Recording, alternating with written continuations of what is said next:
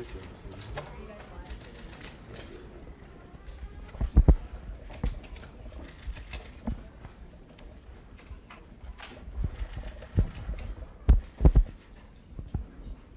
you very much. Okay.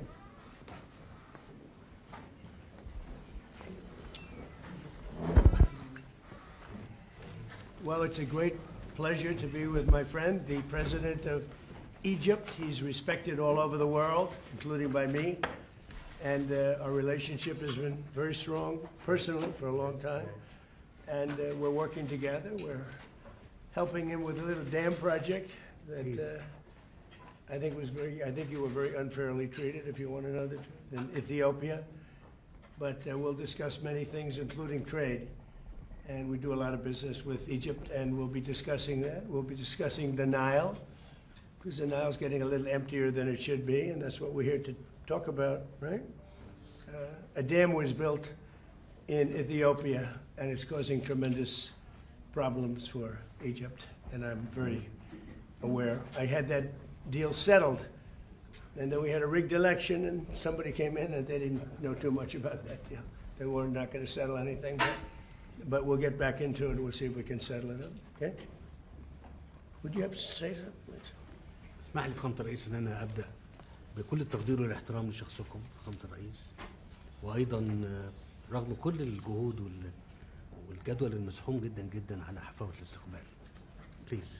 Well, first of all, let me express my highest appreciation and respect of your kind person, and thank you very much for allowing this opportunity despite all of the hard work and the very busy schedule that you have, Mr. President. هبدأ كلامي بالتهنئة والتهنئة الكبيرة جدا جدا على ما أنجزته فخامة الرئيس فيما يخص استعادة السلام في الشرق الأوسط والاستقرار.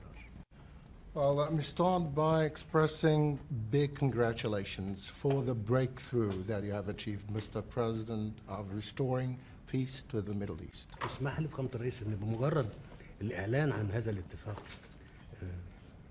كان في تقدير كبير جدا لفخامة الرئيس، ولكن هذا التقدير زاد والإعجاب زاد في إدارة أزمة بمثل هذا المستوى، وإحنا مستنيين الإعلان عن هذا الاتفاق حتى يتم توجيه الشكر والتقدير علنا من خلال مؤسسة الرئاسة والدولة المصرية لشخصكم لهذا الاتفاق الذي أنجزتموه. Once the deal was announced, there has been great appreciation, but the admiration has increased in this marvelous management of such crisis at the highest level. Thank you. We're waiting for the deal to be declared as a final deal, so that we can react appropriately and state our positive views and perspective of that great deal from the presidency and on behalf of the Egyptian people. واسمح لي فخامة الرئيس أيضا إن إحنا أوجه كل التقدير والاحترام أيضا لشخصكم على العلاقات القوية وعلى الدعم اللي بتقدمه أمريكا لمصر. I'd like also to express highest appreciation and respect of your kind person for the productive and excellent relations between Egypt and the United States and all the support that the United States is providing for Egypt.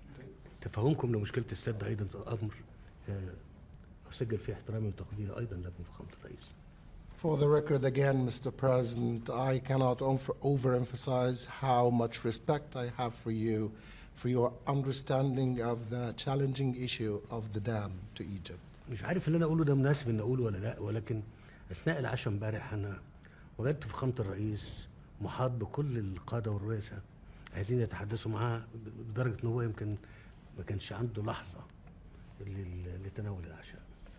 I don't know if I'm going to say is appropriate or not, but I observed during the day last night that you were surrounded, Mr. President, by all world leaders. They didn't leave you a moment to enjoy your dinner. That was a lot of surround. Well, we had a great time, but it was a lot. It was a lot of work last night. You saw that. Yes. Thank you, Mr. President. Thank you very much. It's a great honor. It's really fantastic. So I'll be doing a news conference at about 4 o'clock today. Before we leave, we're going to Paris. And then we'll be going home tonight, I guess. if you really figure it. So we'll be heading to Paris, where we have a big dinner meeting with a lot of the same people. And then we're going home. And it's been a very successful trip. A lot of things have happened that have been very good. We'll be discussing a little bit about the deal with Iran at the 4 o'clock news conference. It's a great deal for a lot of reasons, but number one, by far, 99.9% is they will never have a nuclear weapon. And you can't give Iran a nuclear weapon. And they will never have a nuclear weapon, so that's very, very strong. It's a very strong deal. Nobody knows what it is, but it's very strong. And most people seem to be very happy. Who's really happy is the market, because the market's gone up thousands of points over the last 4 or 5 days since hearing about it. And the Strait is going to be opening. It's already partially opened. It's going to be opening up soon in full over the next day or two. And the market has gone wild, and oil has come tumbling down. Oil is at $73 to $74, and it's getting to very close to where it was before the crisis. The difference is now we have Iran without a nuclear weapon. So we'll see how that all plays out. I think people are going to be very happy. But there's nothing so smart as the market, and the market loves it beyond anything that I've actually seen.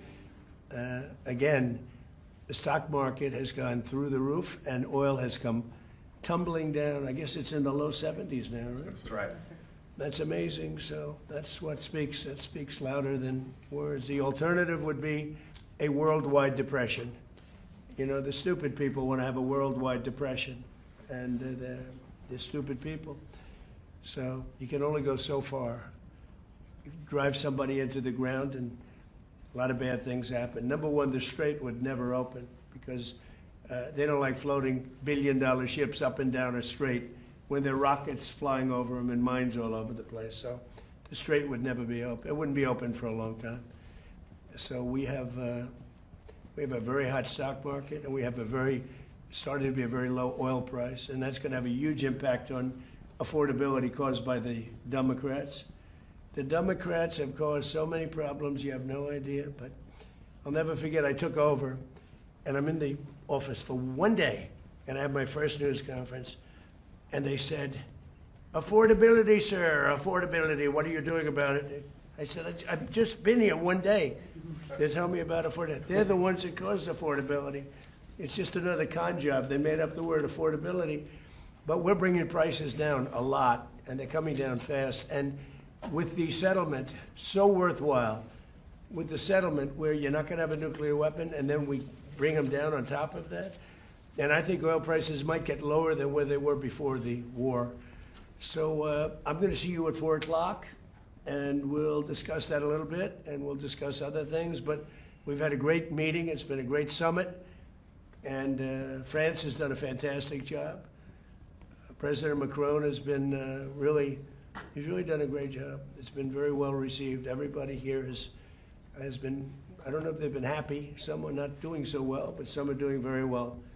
But they've done a beautiful job. Thank you very much, everybody. Thank you, Press. President, can you press the MOU that's been reported? It includes. Have I read it? Well, it's been reported that it includes a $300 billion reconstruction fund funded by Gulf allies. That's false? It's false. Is People, you can invest if you want. I mean, what am I going to do? Say nobody's ever allowed to invest? No, we're not investing. We're not putting up 10 cents. And people can decide to do that, but that's up to them. I mean, do you want me to say nobody's ever allowed to invest in a country?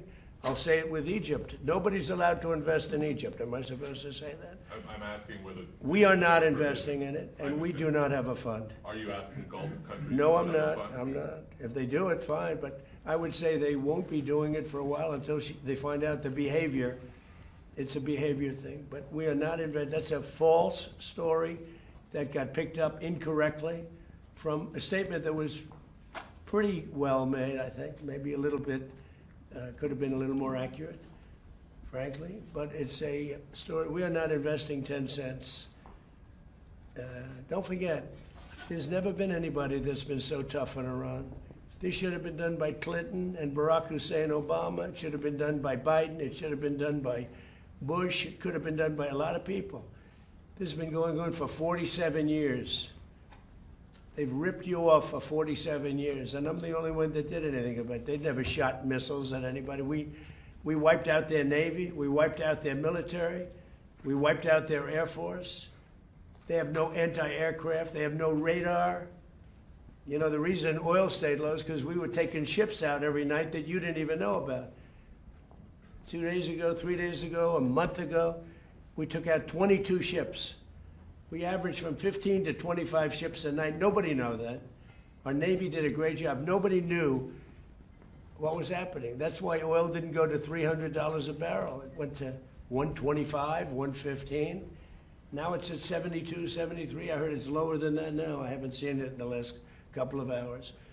No, we were very tough, and we took out a man named Soleimani. Remember that? You know, you think this would have happened if he were alive?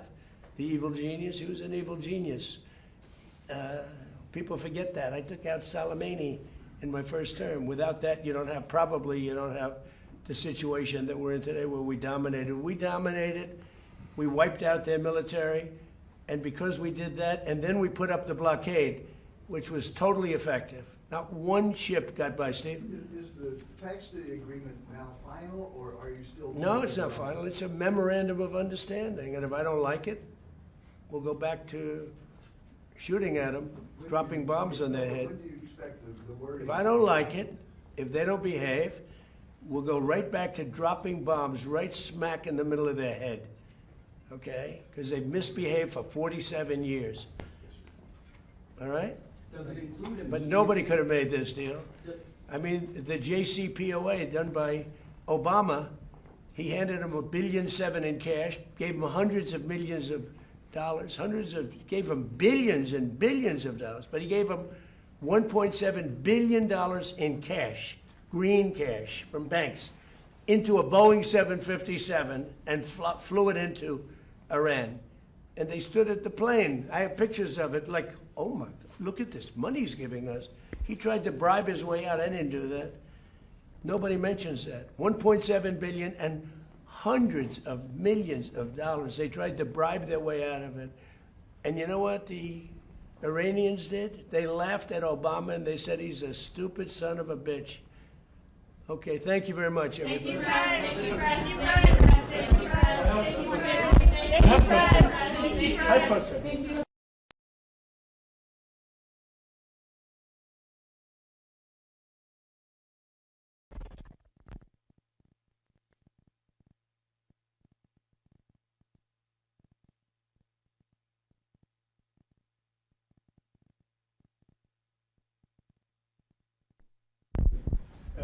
Will you support Egypt rights, water security? Well, that's what we're going to be talking about. You don't listen. How and when? Yeah, that's what we're talking about. Of course I support Egypt. He's a friend of mine. From day one, you know, I met him early in the campaign when Crooked Hillary and I were running against each other, right?